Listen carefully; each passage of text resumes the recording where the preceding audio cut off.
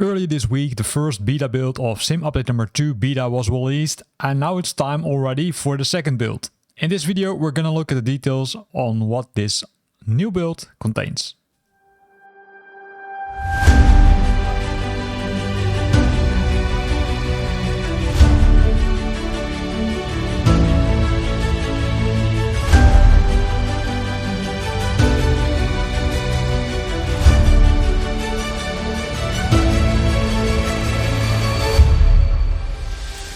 So the second version of Sim Update number 2 beta has been released, and first of all I need to warn you because there are some known issues, and that's that with this build, which is build 1490, it introduces a known bug where other players in multiplayer mode will not be visible in the sim world.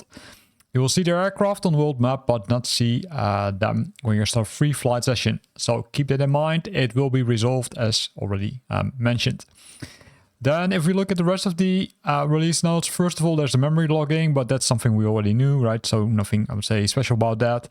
They enabled a memory logging option to start investigating the memory usage, but also to improve the stability. However, initially it will cause, I would say, a decrease of the performance, specifically when switching to menus.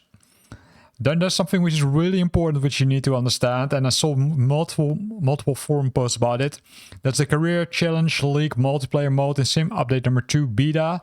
There's some huge change in that, and that has, I would say, kind of a big consequence for you if you're playing these modes, right? So read this carefully, which means in this case that the career mode progress in the live build will not be carried over to the flighting build and vice versa.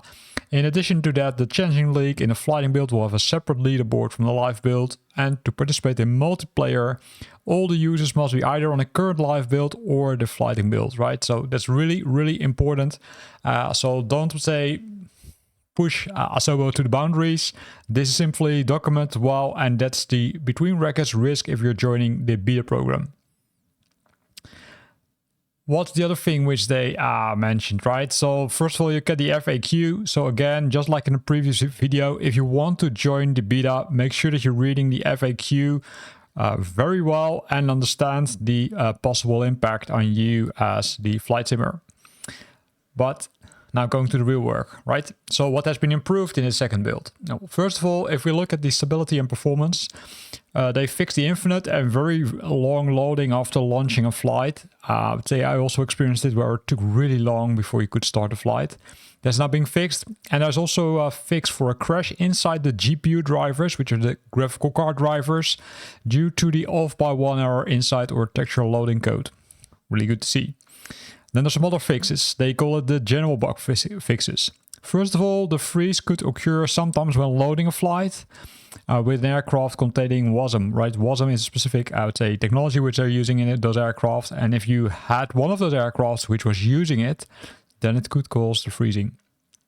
Then the game pause state when locking the Windows session, that has been fixed, as well as the QR code which was not appearing on the safe boot pop-up. So on safe boot pop-up you could scan a QR code, that has now been fixed, so now you'll be able to see it. Well, hopefully you don't encounter those safe boot pop-ups, because that mostly is only triggered if you're crashing, right? If the sim crashes. Then there's the debug TT as airport name when buying an aircraft from a mission has been fixed, and also an issue where the incorrect metrics were used for the speed when in hybrid units or measurements. Then subtitles in non-Latin languages contain some weird characters, especially, and also the speed was, I would say, an issue that's now being fixed, as well as the lights flickering upon LOD changes. So no, nice, because it was really irritating.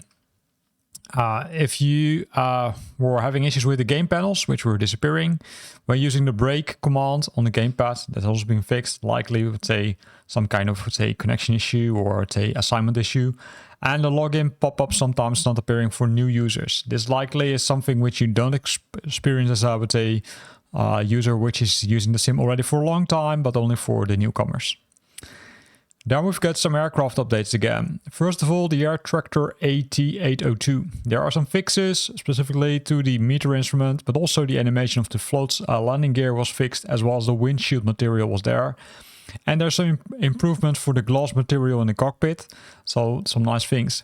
Besides that, they fixed the eye checklist, right? The eye is where you can press on the eye on the landing gear front left. Normally, if you would press the eye, it will bring you to that specific part of the aircraft. In this case, that didn't work. And they fixed the custom color on the aerial up variation.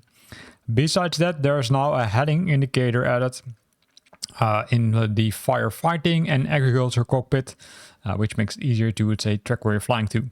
Last one, they fixed the glass cockpit being always off when starting in cold and dark. The Boeing 737 MAX 8 also received several fixes. Some of them are, I would say, model fixes, as you can see. Some of them are livery fixes, but also some lightning fixes are there for the BBG version. That one received most updates. Besides that, they fixed the landing gear leveler glass shader issue and several other issues with the liveries, which I already mentioned. And they fixed the alternators not being usable after activating the GPU, right, the ground power unit. There were some issues with this. Then the Cessna 28B Grand Caravan EX. They fixed the pre-flight engine flame placement. For the D'Havilland Canada CL415, they fixed the glass rendering issue on the landing gear leveler and the fuse panel door in to the cockpit, as well as they removed the legal issue on decals texture. Not sure what this means, but hey, they removed something. For the Diamond DA62, they fixed the thumbnail, and that's a thumbnail which you see in the library, as well as they fixed the fueling, right? The nozzle position, the pipe position on the ground, and truck position, as well as they fixed the fuel cap position on the wings. Then the Hard Aerospace ES30, they fixed the propeller that caused excessive backward thrust, sending the aircraft in the air while passing the idle. Makes sense. That was only the aircraft part, right? So let's look at the aircraft core systems. First of all, they made some fixes for the failure, wear and tear. They fixed an issue that allowed the inhabit wear and tear section to inhabit the general wear and tear, right? All the other elements can still be inhabited. That's being fixed. If we look at the airport tag, they changed the model behavior. So they fixed the model behavior file path handling the include base that no longer worked in Flight Simulator 2024. Looks like some kind of critical issue, but that's purely from my side. And they fixed the Malaysia Airlines livery for the A330-900 passive aircraft. Passive aircrafts are those who are standing on the ground. I always refer to them as static ones, so not the ones which you can use for flying. Then the career mode, modified the duration and distance displayed in mission briefing for more accurate values. Really nice. Going again to the general bug fixes in this section, they fixed the world map filters resetting when entering briefing, and also they fixed the sim rate not working in the career mode, right? Sim rate is where you can speed up the sim rate, which makes things going faster. If you want to do that, that's now being working.